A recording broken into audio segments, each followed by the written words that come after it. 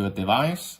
And at the bottom you have the forget this device. So you just click that one, press the forget device, and it asks, are you really willing to forget this device? I say yes, please do.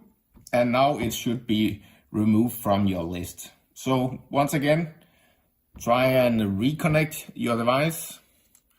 I will open up mine, press the back for a few seconds, and as you can see, it's asking me, do you want to connect? I would love to connect this set of AirPods to my device, so it is already done, and I say done, and you can see now my AirPods are now connected to my device. So that's the simple steps